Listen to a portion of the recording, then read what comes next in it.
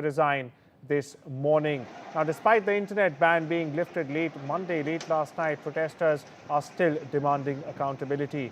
They are blaming the government for corruption and poor governance across the board. At least 19 people, meanwhile, have lost their lives and over 300 are injured in the unrest so far. Meanwhile, in a late-night address, PM KP Sharma Oli expressed condolences to the families of the deceased and has denied any intention of permanently shutting down social media platform. This is not it. The PM has also, in fact, summoned an all-party meeting in a while from now. Meanwhile, India has also urged its citizens in Nepal, across Nepal, to stay alert as curfews still remain in place. Now, tensions still high and all eyes are on how the government will respond next and how the protesters will respond to the government cracking down on them. Meanwhile, my colleague Aditya Raj Kaul gets you the latest from just outside the parliament in capital Kathmandu. Very angry opinion coming from the youth of Nepal saying that the social media was banned. That led to not just a cry small business owners and influencers, but daily life got impacted for people. And this was a draconian measure by the Prime Minister KP Sharma Oli. And apart from that, the corruption charges that have been leveled against him. If Prem can pan and show you, these are the anti-riot gear, police of the Nepal police that has been deployed here all across the the Parliament complex, across the neighboring area. And if we can move a little further, there's been massive stone pelting in this area. There are tires that have been burning, and hundreds of protesters who have converged here who say that this violent protest will continue. The youth are rising here in Nepal for a regime change and perhaps want a transparent and a government that is for the people and not an elitist government that actually remains in their elite towers and palaces and in fact does not bring any transparency. So the protest here only continues. We are continuously bringing you live visuals from this protest area. This is the main area just meters away from the Nepal Parliament. Prem is showing you that exact complex next to the barricade is the Nepal Parliament, where in fact the army has been deployed.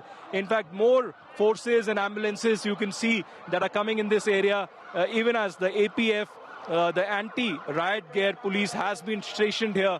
Every passing minute, the amount of people that are coming here to protest is only increasing. So very, very, dramatic visuals coming on your screens of the deployment of the APF, but also people who are demanding justice, who are demanding action, who are saying that there needs to be accountability at the highest level. There has been joblessness, there has been, complete economic downturn, and the responsibility is with the Prime Minister of the country.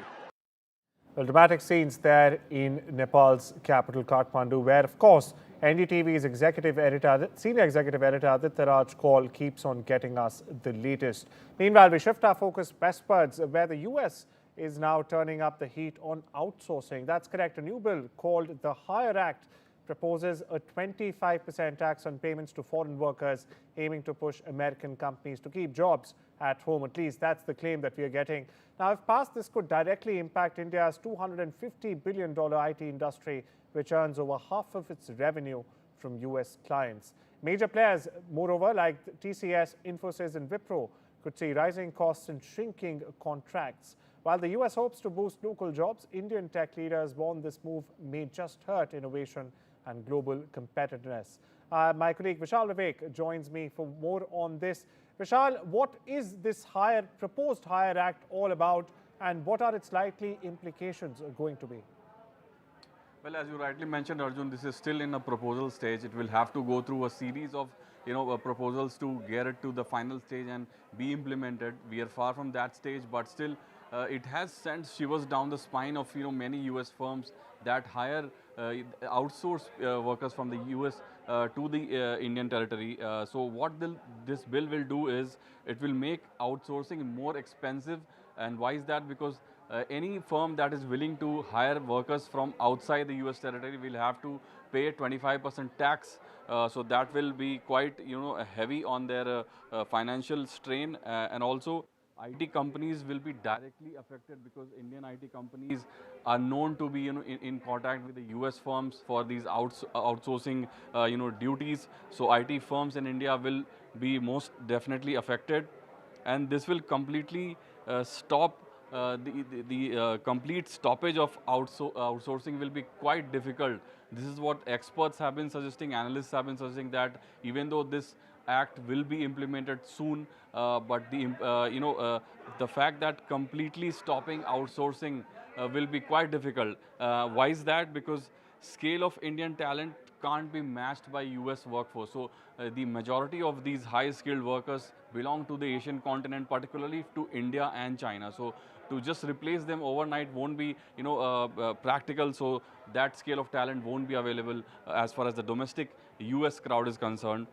So the implementation of this act will be quite difficult. And lastly, US firms will find it hard to manage large-scale operations, because a lot of these big tech companies such as Meta, such as Google, Microsoft, they all depend on these outsourced Indian workers who contribute a lot to their revenue, to their workforce. So to just remove such a big chunk of their workforce will be quite detrimental to their overall progress, and hence the application of this act would be quite difficult. So this is what we have so far, but we'll have to see how this will play out in the longer run, because we are still in the proposal stage, as you rightly mentioned. Well, thank you so much for getting us the latest there, Vishal, and putting these developments into perspectives. Further, we are also joined by Jayant and Kola. He's a partner at Convergence Catalyst. Thank you so much for taking out the time and speaking with us this Tuesday afternoon, Mr. Kola. Now, how practical, let me ask you off the bat, how very practical is it for US companies to altogether completely stop outsourcing to India? In the short to medium term, it's not practical at all. Just like your colleague Vivek was mentioning, they cannot do this overnight, because for more than a generation, the US companies have been dependent on various IT outsourcing destinations, primarily of that India, right? And what they find is not just the talented Indian workforce, but we Indians are great at our communication skills as well, mind you. I mean, 150 of us speak English extremely well, right? So, and it's apart from the cost component. So, in the short to medium term, it will be difficult for the US companies to completely, stop outsourcing to India. What this bill will ensure is it will make things costlier, because what we've observed with the manufacturing tariff, that came in the apparel sector, what we are seeing is the US companies, the US brands, the US buyers are asking their manufacturing vendors in India to absorb the tariff, while at the same time increasing the cost for the retail consumer there, right? So this tax bill, might also actually in practice, in the short to medium term, lead to that. It might make the services in US costlier for the end consumer. Now, we spoke about the impact on the US. What impact will this have on India? We've got IT industry giants warning of a detrimental impact to the Indian industry as well. What's your take on that?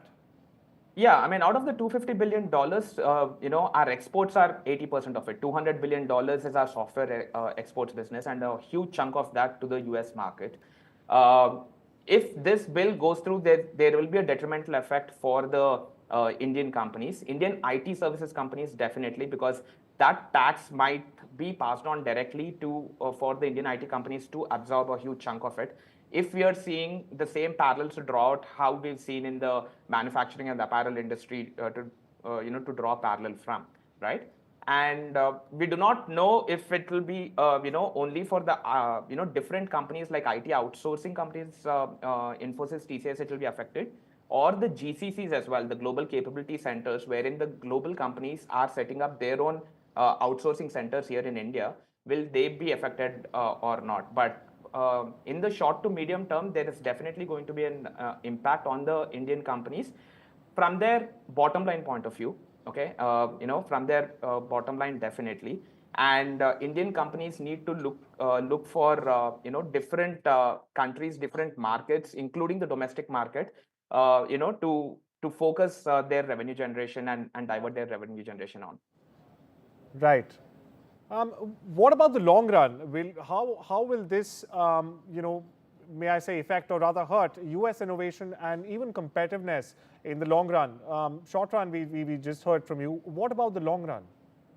In the long run, this is another spoke in the multipolarity world wheel, right? I think all the countries are gearing up for that. I mean, we've seen when when we've been hit by tariff, we our leaders attended the SEO summit and tried to expand our our GDP and businesses there. So in the long run, there is going to be an impact. At the end of the day, this is another spoke in the multipolarity world that we seem to be that seems to be evolving on all fronts. I mean, geopolitically, economically, socially, on all fronts. And it will also probably see a lot of brain drain from India, a lot of migration, from India for people to US, because it will be very difficult for US to come up with a workforce in less than a generation to offset this. So they will be dependent on the migrant workforce, wherein we will see that a lot of Indian workforce might be migration. So there'll be a lot of migratory impact as well in the long term.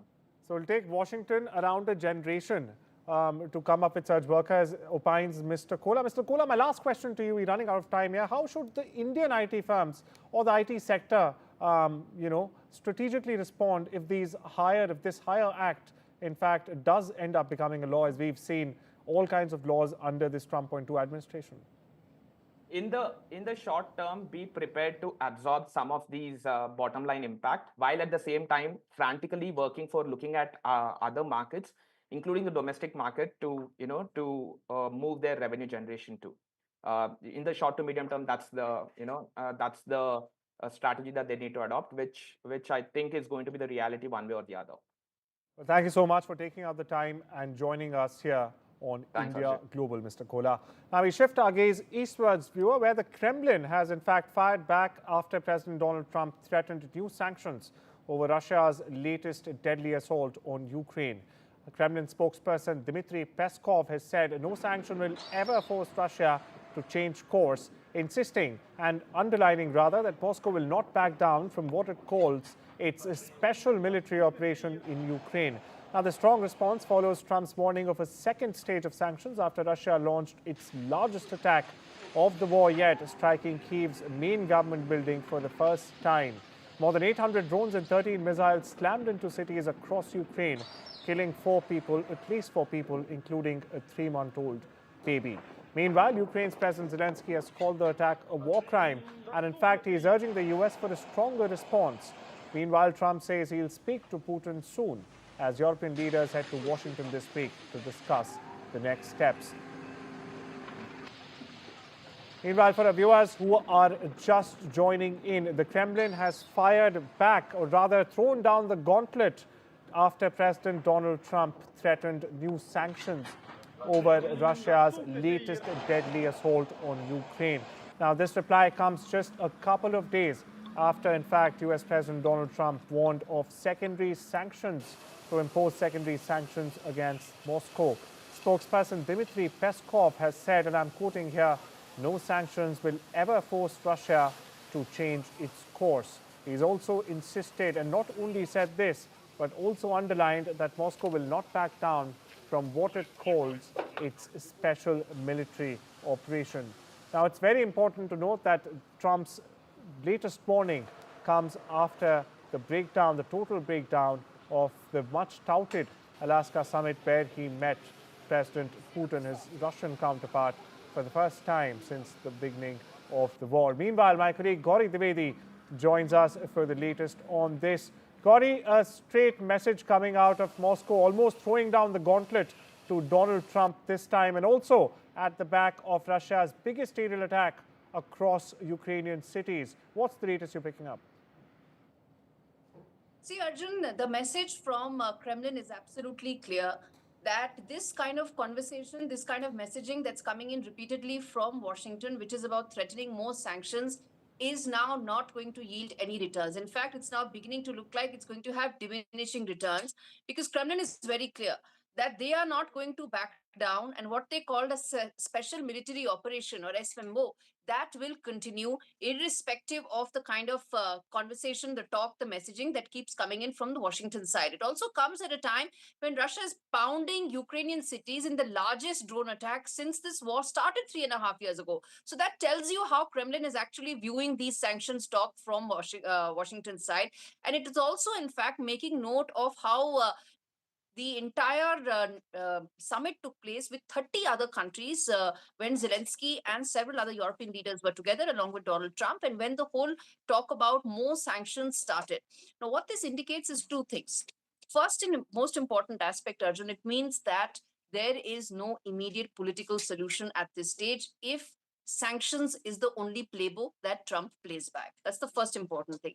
Second important fact is that there is nothing that is bringing Vladimir Putin to the negotiating table right now. He has the military momentum. He has shown that at a time when there is a 30-nation conference taking place to find a political resolution, he chooses to respond in the harshest military terms as far as pounding Ukrainian cities with its largest drone attack. And the last key takeaway is what it means is that at the end of the day, there has to be some talk about give and take on leverage. What that will be is something that Donald Trump has to identify, work towards it. But for that to happen, he needs to get out of his sanctions playbook. That's the only thing that he's been talking about ever since it became clear that Vladimir Putin walked out with a lot more in terms of wins after the Alaska summit than the American president. Well, Donald Trump needs to get out of his sanctions playbook to make some credible progress. Thank you so much, Corey, for getting us the latest on this developing story. Viewers, and with that, it's time we step into a short break. Much more on the other side. Don't you go anywhere.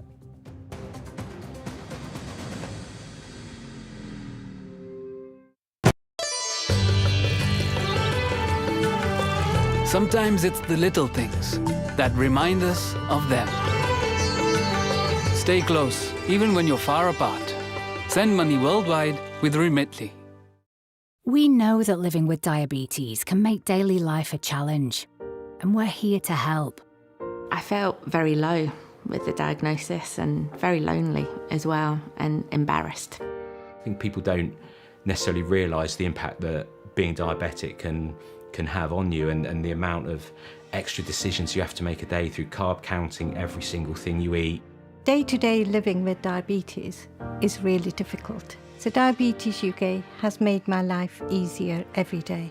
If you're struggling with the everyday challenges diabetes can bring, maybe it's time to become a Diabetes UK member. Call 0800 035 7601 or go online to become a member. And for just £3 a month, you'll get a welcome pack and a practical guide tailored to your type of diabetes, and a copy of Balance magazine 4 times a year. Balance magazine has been very good in giving me tips to manage my diabetes on a day-to-day basis. Plus regular email updates with the latest diabetes news and special discounts. One of the things I was recommended to do was exercise. What motivated me was my love of dance, and I got that back. Join a community that really understands. Call 0800 035 7601 or go online to become a member for just £3 a month. I would recommend Diabetes UK to anyone with diabetes. Join up, become part of a community, get that support that you need. Some people think life slows down in your 50s, but I've got a few rounds left to go. And I don't want my lot to have to worry about funeral costs. Let them spend their money on nicer things.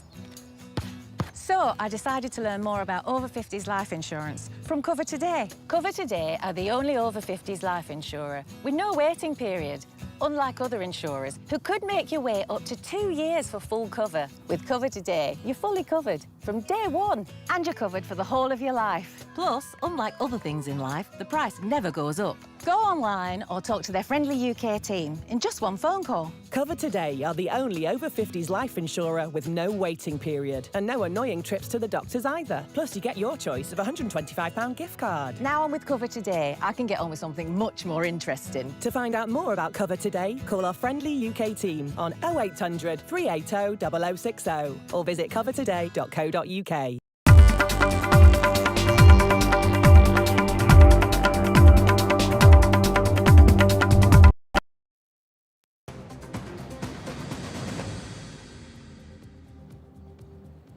Welcome back. You're watching India Global. Viewers, there's yet another stunning new twist to the Jeffrey Epstein investigation. US House Republicans have just released the full contents of Epstein's infamous birthday book. That's correct, and it's raising serious questions. The revelations have triggered bipartisan calls for total transparency. Our next report decodes what's really inside Epstein's tainted birthday book and why exactly is it shaking up Washington's power corridors. Take a look.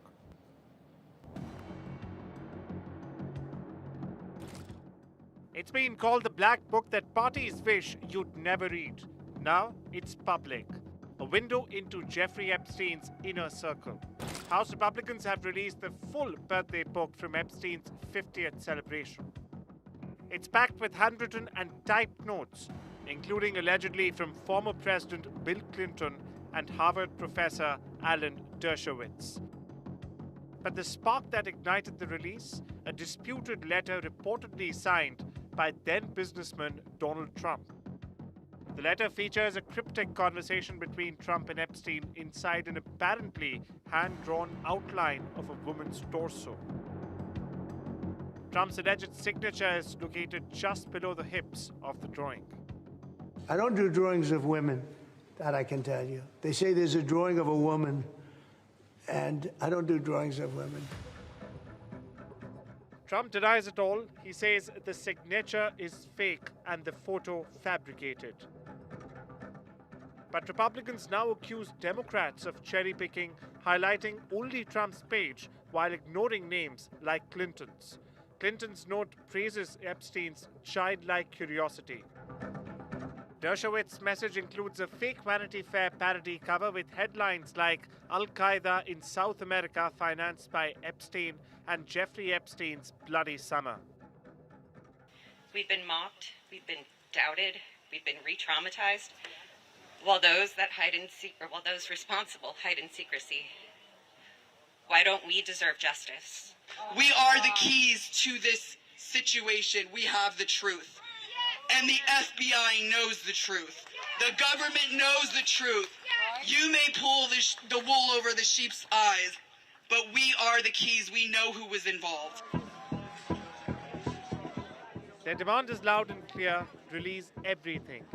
The survivors say enough with political games. They want the truth, accountability, and they're naming names. Epstein died in jail 6 years ago. Ghislaine Maxwell is behind bars.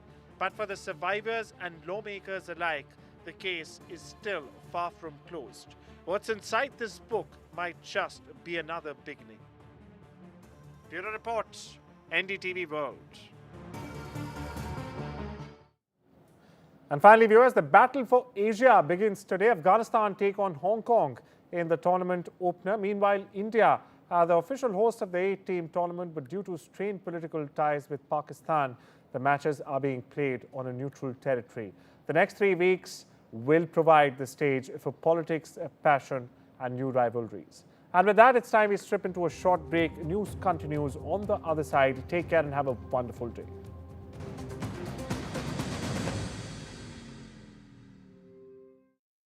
You need to know the truth about the abuse the world's donkeys are suffering. It's suffering that's often hidden from view in cramped, filthy pens, where they endure lives filled with fear and pain. Pain that cuts deep and wounds right to their very hearts. It's shocking to even think it, but right now, so many of the world's donkeys are being poisoned by plastics or being worked to exhaustion. And the truth is, to some, these innocent animals are worth more dead than alive. We can't leave them to suffer like this. Please, will you join us in the fight to protect our precious donkeys? You can by calling 0800 035 9309 and giving £2 a month to the Donkey Sanctuary. When you do, you will help us rescue and care for donkeys here in the UK and defend them from cruelty all around the world. We are working tirelessly to create a better world for donkeys, but we can only do it with your help.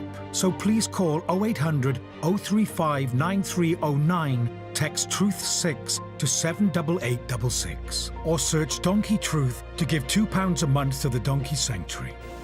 Because the world's donkeys need you to protect them right now. You can count on Stayshore, the UK's favourite travel insurance provider. We specialise in cover for over 50s with pre-existing medical conditions. And there's no age limit. Whether you're planning an epic, once-in-a-lifetime adventure or revisiting your favourite holiday spot one more time, we offer cover for single or multiple trips throughout the year. Stayshore Travel Insurance, the UK's favourite. Get your quote online or give us a call today. Sale now on. Yes, I've won £1,000! Play bingo at Tombola for free in September, where a £1,000 full house prize will be won every day. Open for fun.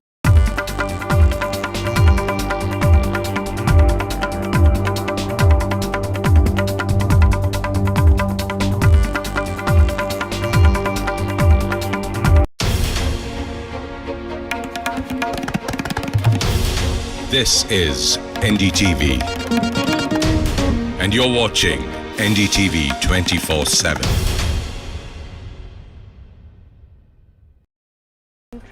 We're also taking advantage of this unrest, of this violence and protest. That may be, however, the situation has clearly got out of hand, given that the parliament has been breached, that the protesters are inside parliament, and the parliament set on fire, that the Prime Minister's private residence has also been set on fire. That is what NDTV reporters are bringing us from the ground, that the parliament has been set on fire. Protesters are on the terrace of the building as well. Today is day 2 of the protests and chaos in Nepal. Yesterday we saw this massive march taking place in the streets of Nepal, in the streets of Kathmandu to the parliament building. And there too we saw violence then breaking out, and 19 people lost their lives. Today is the day 2, and a lot of anger, especially over claims that school children who were in their school uniform were killed. This is what a lot of the protesters are claiming. NDTV cannot verify that. We cannot ascertain whether that is what really took place, but that is what a lot of the protesters are claiming, and that is what is leading to a lot of anger that we've seen today, where despite the curfew and restrictions that are in place, the protesters are having none of it. They are marching in the street. Initially, there was massive police presence and bandobast around the parliament building. Even as all the lanes leading to the parliament, we saw protesters there edging forward, pushing the security police back, pushing the police further and further back, finally reaching the parliament building. And now the security of parliament breached. They're on the roofs of the parliament, is what we're told. The parliament has been set on fire. Today, the Prime Minister's private residence has also been set on fire, as well as the homes of several of the ministers. Former Prime Minister Prachanda's house too was targeted. So it's day 2 of the chaos in Nepal, and this is driven by the anger among the youth over corruption in the government. Demands are that KP Sharma Oli government must go. There is speculation whether the Prime Minister may actually leave the country, but that is again something we cannot confirm. There was speculation that perhaps he could go to Dubai, but no confirmation on that. For the moment, though, the Prime Minister has called for an all-party meeting. However, we did speak to some of the opposition leaders who claimed that this was pointless, that what is the point of an all-party meeting given the situation on the ground, and that there is no choice but that Oli needs to go, that KP Sharma Oli needs to step down. And today, Parliament has been breached with, we're told, arson there as well. Protesters on the terrace of the Parliament. It's a huge challenge for the security forces to deal with the situation, given the sheer number of protesters. The Prime Minister yesterday claiming that vested interests had infiltrated the protest. Be that as it may, the situation is completely out of hand. There you can see those visuals coming in from the parliament in Kathmandu, where the protesters are there. Tear gas shells are being fired. We hope it's rubber bullets that are being fired at the protesters. A lot of anger on the streets. In fact, our reporters were told again and again by the protesters, this is not to do just with the social media ban. Yesterday, it was portrayed in a lot of the media that the youth of Nepal were marching against the ban on at least 20 social media websites and apps. That was a part of it, but it was not the main reason for the protest. It was more to do with corruption in the government, and that is what had led to the call for the protest march on Monday. However, the fact that the social media apps got banned only added to the fire, added fuel to this fire that was already existing, this anger that was already existing against the government, with the demands that the Oli government needs to go. That is the demand of the Gen Z, and there has been sloganeering as well as arson is taking place. The Kathmandu International Airport has been partially closed, we're told. The parliament has been breached. So very, very challenging situation, that's just putting it mildly, really, given the kind of scenes that we're witnessing. Nepal on fire in a sense, with chaos really just spiraling there, violence spiraling. There you can see the various scenes from today. The president's house was stormed by a handful of protesters who vandalized the house. The prime minister's private home was set on fire. You can see that smoke emanating. It was vandalized. The energy minister's home was also set ablaze. The parliament has been breached, and attempts to set fire to parliament as well. A wall of the parliament, we're told, has been broken.